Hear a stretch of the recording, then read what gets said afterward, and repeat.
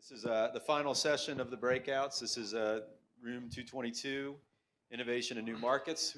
We just had a great talk on innovation within the utilities.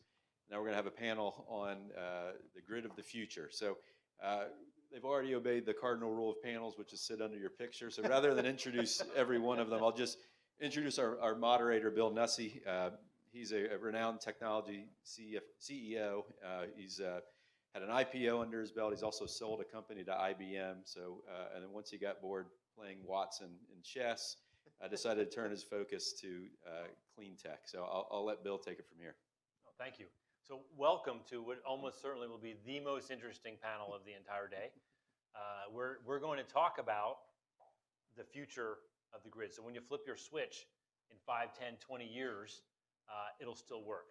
But the difference is that the way the electricity is delivered is probably going to be very, very different. And we've got 3 experts today who bring, I think, very complementary perspectives on this. I'm going to let each one of them introduce themselves to tell you briefly their story and how they're going to contribute to that future. So we'll start down here. Greg?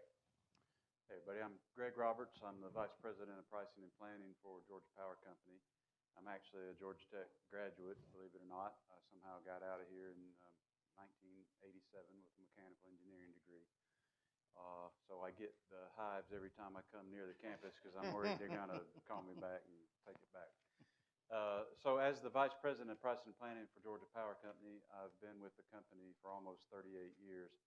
And it's my job to try to understand really how much energy, how much load we're going to have to serve, how much our customers are going to use, and then figure out the best way to serve that, whether it be through demand-side measures and energy efficiency or generation. So then that could be renewables, nuclear, coal, gas, you know, more and more renewables, obviously, more gas as we transition the fleet. In fact, my team is responsible for something called the Integrated Resource Plan that we file every 3 years with the Georgia Public Service Commission, and those hearings are actually ongoing right now at the Public Service Commission. So if you really want to learn about how a vertically integrated utility plans its system and ensures reliable service and hopefully a cost-effective way to do that, you might want to sit in for a few days of the hearings and listen in. So that's a little bit of my story, Bill. Great. I'm Peter Heinzelman, President and CEO of Cobb EMC. I've got about 25 years of experience in the wider energy industry, and a lot of that's international. So I've only been back in the States a couple of years. But Cobb EMC, a lot of you may not know what EMCs are, but Georgia Power covers about half the state in terms of population. The other half is covered by EMCs, electric membership cooperatives, which are not-for-profits, companies that provide power to their members. And then more often than not, those are in rural communities, whereas Georgia Power is probably more in the dense areas. Cobb EMC is unusual in that we're in Cobb County, and we have about 200,000 customers, which is very large for an EMC. Plus, we have 300,000 gas customers, so 500,000 people in total. So we're we're the second largest energy group in Georgia by a very distant second to Greg and his outfit. They're a fantastic outfit. But we're also known as one of the most innovative, certainly in the EMC world, one of the most innovative companies, and in the utility business, that's certainly the case. We're kind of a thought leader in EVs. We have the first free overnight EV rate in the nation. And we also have the largest solar offering of any EMC east of the Mississippi. So we're proud of our innovation. We've got a lot more behind that. And we're spending a lot of our time now working on our campus battery and solar project so that we can get ahead and become experts in the DER field and take a very aggressive stance towards distributed energy going forward. Great. Paul Grana, Folsom Labs. So we're a bit of a different beast. We're a software company, but we're a software company for solar developers. The other way to think about us from a product point of view is we're a poor man's AutoCAD or a poor person's AutoCAD. So we're the tool that a solar company is going to use to sit down with a homeowner or business owner and figure out what it's going to look like, what's going to fit, what it's going to produce, and what the payback period is going to be. In that world, most of our customers are DG developers. So we've got our biggest customers are utilities, but utilities make up way less than 10% of our user base. Most of our users are 10 to 20 person companies, but they're spread out all across the U.S. So a bunch of customers here in Georgia. Not to mention, two-thirds or a third of our customers are from outside the U.S., Canada, Australia, Mexico, South Africa. As we're being used with our customers, what we see a lot is a couple trends that are going on in the industry. So one is just the difference in sizes and who's being successful. I mean, I think, for example, I think we've all been watching the slow motion train wreck of Solar City going down in flames along with Tesla. But that's also been a structural change with a lot of local businesses being successful. So most of our healthiest customers are businesses with a 30-year track record. They sponsor the local Little League team. They are not high-flying venture-backed companies. They are, they are teams with, with a lot of experience and a lot of scars, and they know how to build a company and build a system for the long haul. And I do think that a lot of us in the industry think that's really the future of the industry. But at the same time, those same customers are thinking through batteries, to a lesser extent EVs. It's from my user's point of view, that's still a concept, whereas batteries are kind of real now. And a lot of them are just thinking about how to keep cutting costs, because I mean, on the solar side, it's still all about bringing costs down. So I won't add much, but I am a 30-year tech CEO, had a couple of nice exits, and decided to throw all that away and get into clean energy, where I didn't know anybody, didn't know anything, and decided that that would be the way to spend the rest of my career. And how do you learn a business you know nothing about? Well, you actually write a book. Trick to writing a book is that you can go to the smartest people in the world and you can ask them the dumbest questions, and most often they're happy to answer them. So I have a rare expertise that I built over the last couple of years of doing this. Book's still coming out, by the way, not out yet, is asking people questions. So one of the side effects of that is you get invited to moderate panels. Beyond me, quick question. How many people know when we say DG what that means? Anybody? All right. So for the rest of you, that means distributed generation. And this is a really big deal. This is like personal computers compared to mainframes, because most of the way that your light switch works today is that there's a lot of very large power plants, which the folks at Georgia Power and other companies like them do an amazing job of running.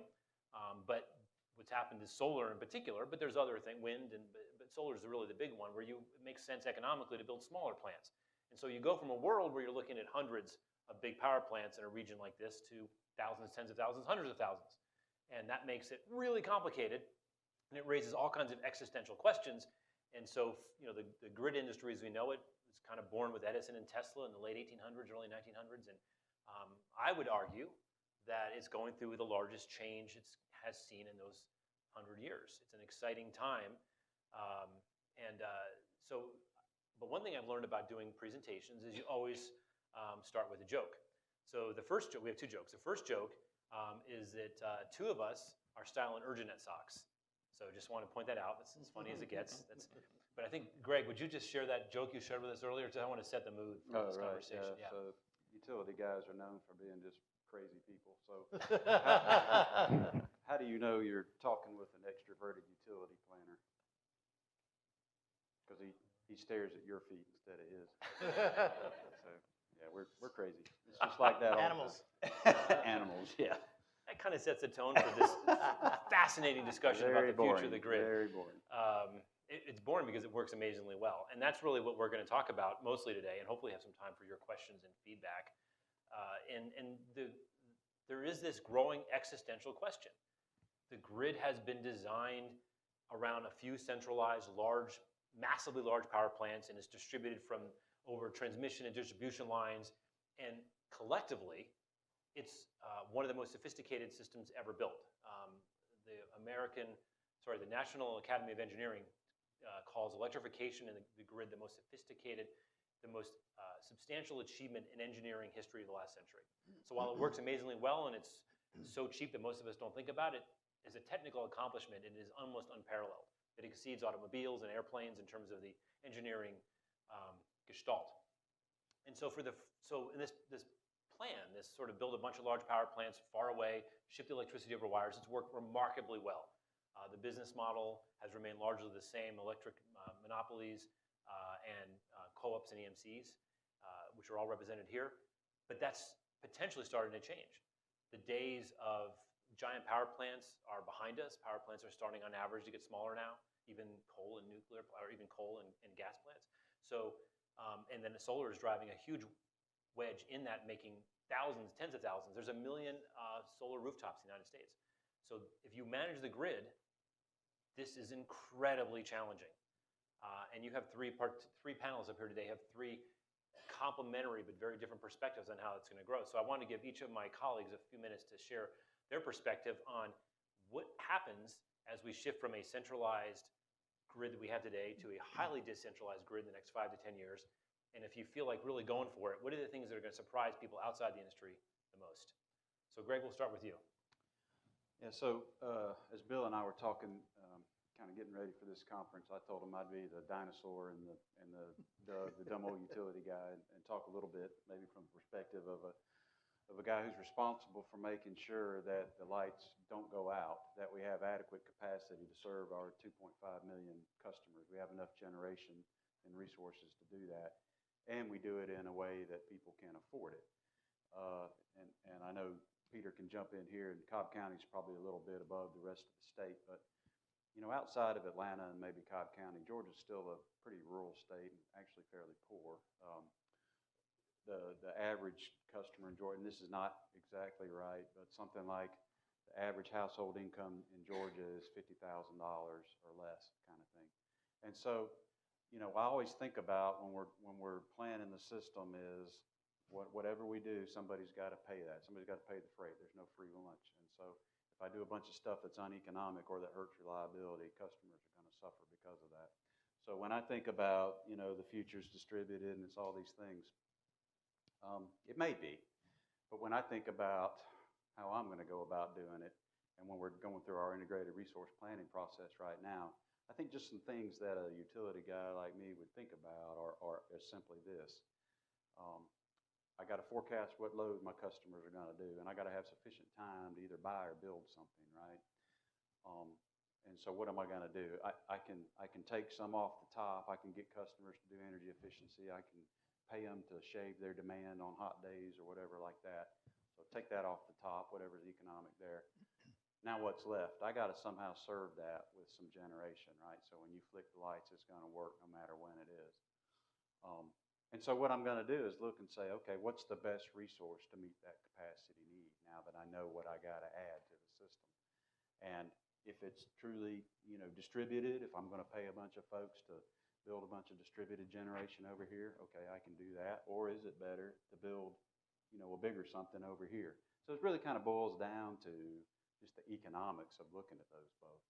And when I think about that right now, let me just give you some numbers, is that say solar, which we're doing a ton of. Georgia Power has one of the largest solar programs in the country. A lot of people don't know that, but we're going to be closing in on 3,600 megawatts of solar generation alone here in the next few years.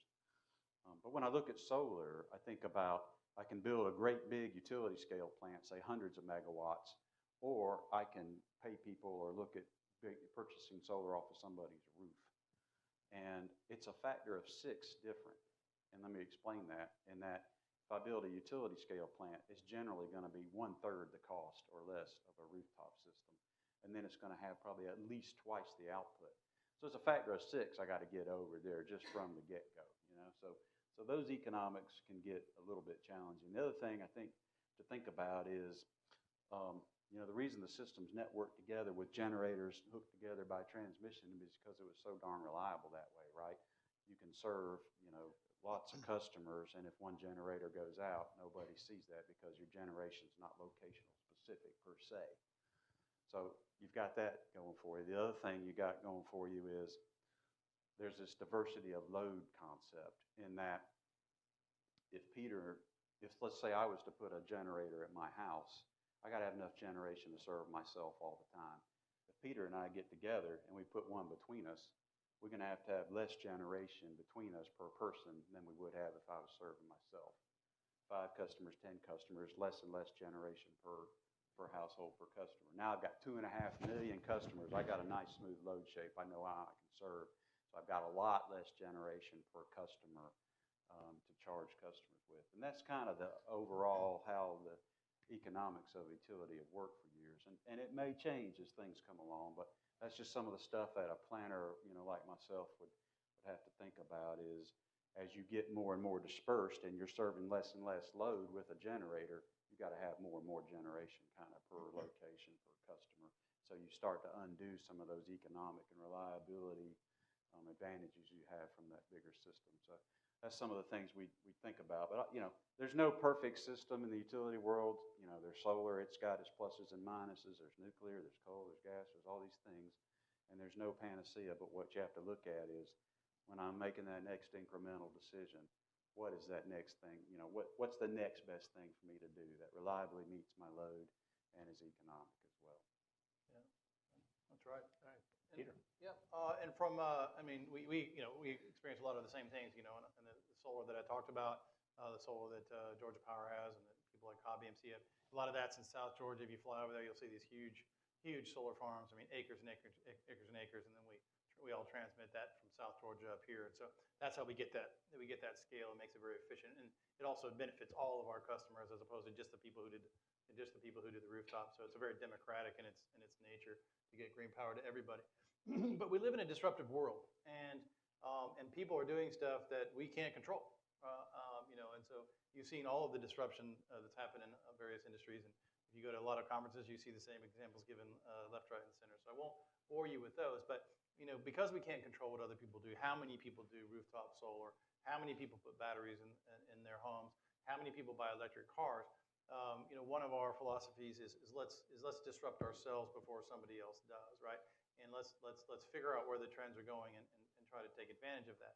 And as Greg points out very well, rooftop solar isn't overly economic in Georgia.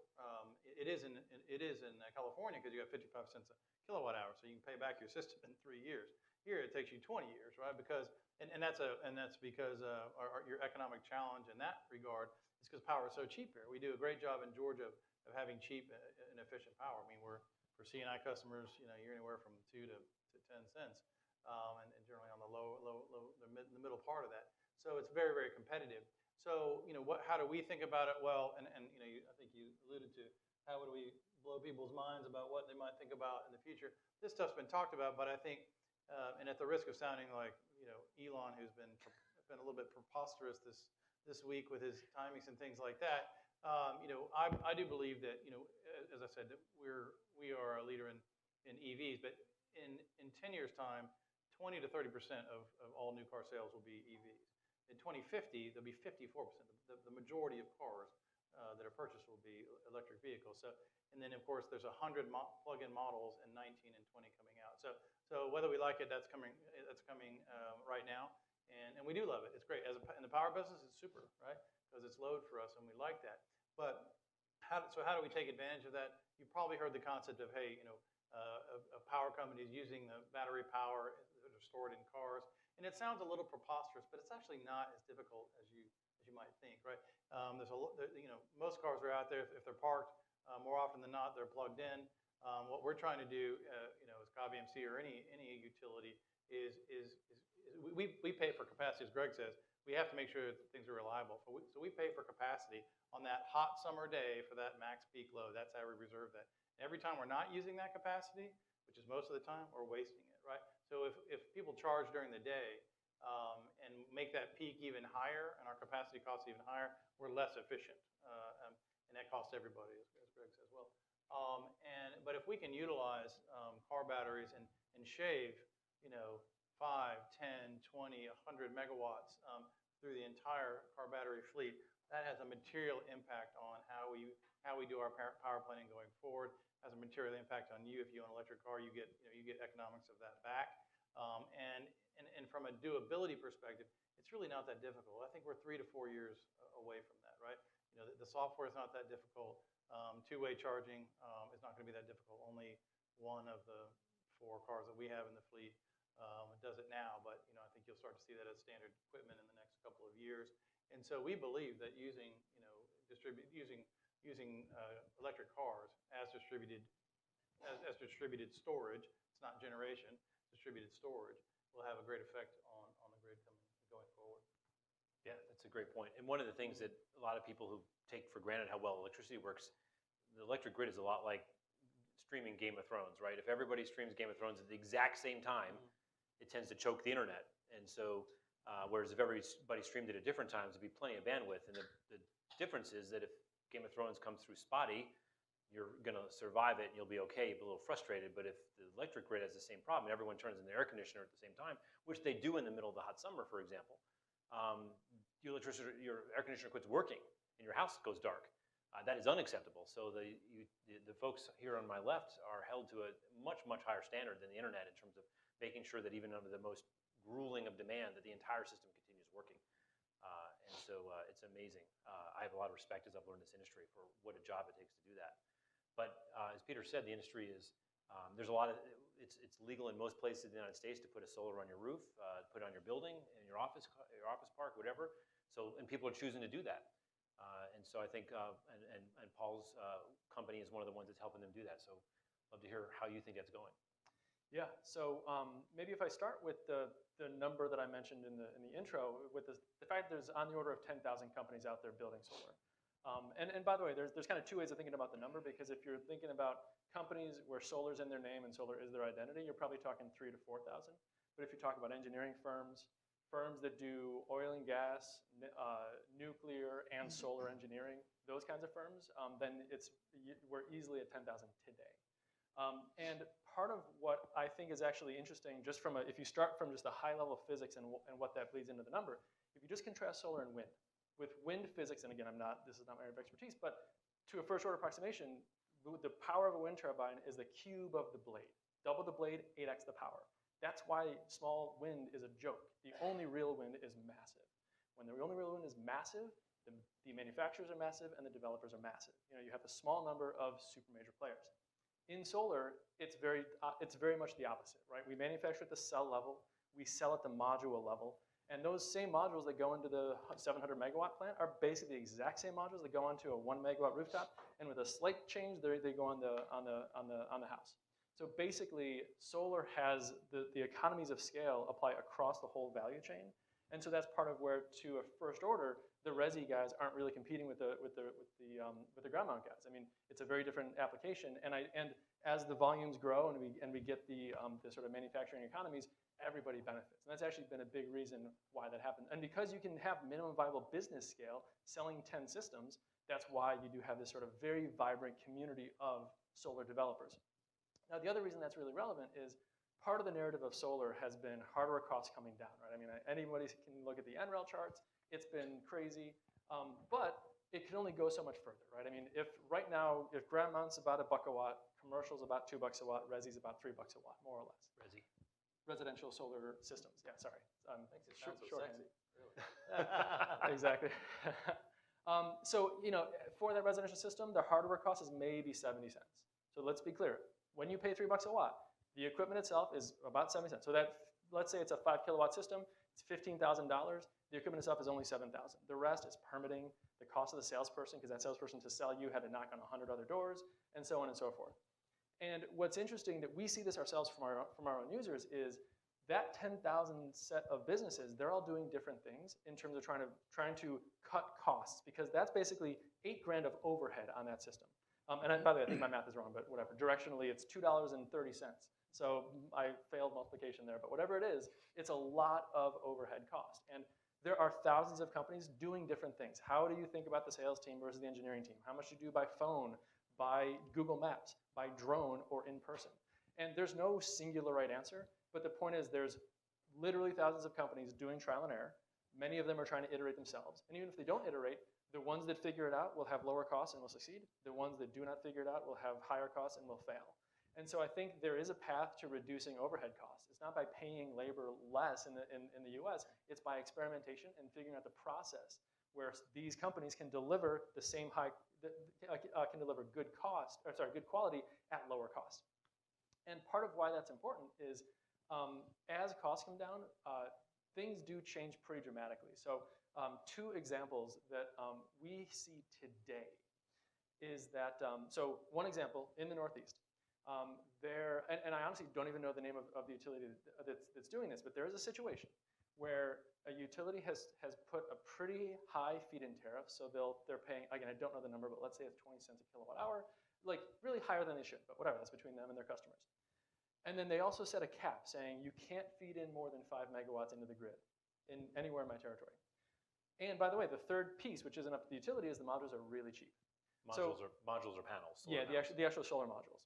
So basically, when you think about a power plant and think about a solar power plant, if the grid is going to accept 5 megawatts, what these guys are doing in the Northeast is they're building 3x the capacity of actual solar modules. So 15 megawatts worth of solar modules. So at peak sun, at rated power, it could produce 15 megawatts. The grid's only going to accept 5. You also pair 5 megawatts of DC coupled storage today. This is happening at today's prices. And in that situation, those guys are getting, on an annual basis, capacity factors of north of 60%. In the summertime, capacity factors north of 90 or 95%. So we all think of solar as like a sine wave, right? Obviously the sun sets.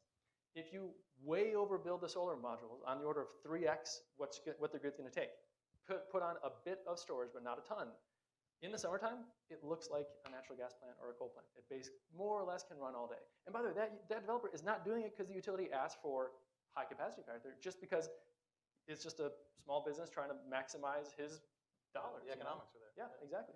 And so, again, that's not the case in Georgia today, but I'm just saying, like, this is not crazy. This is happening in the U.S. already in other territories. And then the other one that is interesting and a little bit scary is, so our second biggest market is Australia. So I go to Australia once a year just to meet with our customers. And this last year, I heard multiple customers, sorry, not customers, but potential customers, tell me that they thought our existence was insulting. And they thought we were silly to exist. I was like, that's kind of intense. Like, what's behind that? And basically, they're like, a solar system, this is residential, a solar system is $4,000. I'm like, yeah? Like, so designing a solar system is stupid. I build the damn thing. Does it not work well? Oh well, I roll a truck. I rebuild the damn thing. It's $4,000. So look, in America, it's about 15 grand. Like, it depends on the size. So 15,000 bucks, you care. 15,000 bucks, by the way, you're probably going to finance it. At 4,000 bucks, you can cut a lot of corners and still have a business. Again, I'm not even saying that's a sound business, but I'm just saying at $4,000, things change a lot. So you're saying that in Australia, you can build an equivalent size solar solution for 4,000 versus 15,000 here. In the US. And the core parts, the solar panels or modules, as the industry calls them, they're roughly the same cost. Yep. So the different. Why did you say they were so much cheaper? Because they're doing it themselves? We've got a very the American way is that wherever you are, there's some electrical inspector who has final say. In places like Australia, Germany, it's a 2-page application and it's standardized. And if you get good at filling it out, and you know what that's going to be like, Bang them out. bang them out. So that's a huge part. It's a very Americanized system of permitting. But there's people moving. In fact, I just got an email this morning from one of the AHJs wanting to integrate and streamline and basically automate that process. So there's some of that. Also, I mean, by the way, we are applying tariffs to solar modules and to inverters. We are literally just taxing the equipment, the U.S. So I mean, some of this is just purely self-imposed, own goal type stuff here. So. But for $4,000, and you said this earlier, so in Australia, you can build a similar size, house-size solar panel for your house for $4,000. The same thing would be $15,000 here, roughly. Yep. And what you're saying is, and I want to make sure everyone hears this, that when it gets down that low, and it's a good bet it will get that low in the U.S. at some point, that it becomes a credit card thing. Exactly. It doesn't become a long, sophisticated purchase, blah, blah, blah. It becomes something you just, like upgrading your HVAC. Exactly. And that's why, so again, off the record, and I know I'm on a stage here, and I make no stock, but like anyone who finances solar systems in the U.S., you got to ask the gut check of what are they going to be doing when it's a $5,000 transaction, like when people already have a credit card. There are things to do, but they have to think creatively about that. All right. Well, you've just heard 3 amazing perspectives on the future, and honestly, I do this for a living. You're not going to hear a more diverse and thoughtful range. So if you guys have any questions about this, like what is a module or DG, we happy to answer it, or a more in-depth existential questions as well. Any questions from you guys? Yes.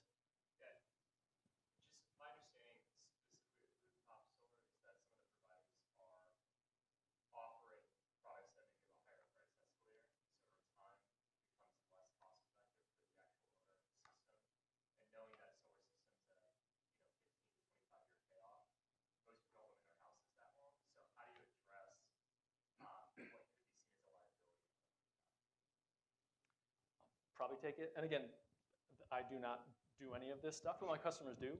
I would say the escalator is certainly a factor to think about. And you're right. I mean, basically, an unscrupulous salesperson is the mark of a salesperson's scruples, I would say, is look at what they're selling against. What is their prediction of the future utility rate escalator? None of us know, but you get a few quotes, and you might see someone saying 2%, someone saying 7%. And, you know, none of us know. But the best answer is to get different quotes, but anytime you get financing involved, whether you're buying a house or a car or anything, including solar, you're going to, especially something a little more leading edge like solar, you're going to have some people who will play to the naivete of their customers and offer. But I think the deals you're talking about are easily resolved by just getting multiple quotes from reputable vendors. what I was going to actually say is, honestly, everyone is moving to loans. So what I would actually say, certainly in California, is no one's doing PPAs anymore, actually. And again, it's directionally, like, they're still happening, but PPAs are actually shrinking. PPA is a power purchase Power agreement. purchase agreement, yeah, exactly. So if you think of it as, like, there's 3 ways to do a system, and it's just kind of like a car, right? When you buy a car, you can buy it in cash, you can take out a loan and you own it, but you also owe somebody else $10,000, or you can just lease by the mile. So a PPA is leasing by the mile. You're paying for the kilowatt hour. You pay nothing up front, but you're almost guaranteed to pay more. Again, the intuition is just the way you would think about a car. And so these days, the highest growth companies have basically moved all of their focus away from PPAs, which are a higher cost to the customer, and they're moving to loans. All the focus of solar developers is how do you sell cash and loan. For example, even with us, with our own users, it's like 10 to 1 how much interest there is in thinking about loans, and they're asking us for, you know, latest loan terms. No one's even talking about PPAs right now with our own user base. And you can pay it off when, you know, when you do sell the house. One of the smartest people in the solar industry is sitting right next to you, so you might want to ask him when you get done. James Marlowe, your hand up. Hello, James. We have time for one more quick question. Well, in that case, we're going to give you 1 minute back. You can, we'll wrap this up. Thank you very much to my esteemed panelists. I've learned a ton today. Thank you all.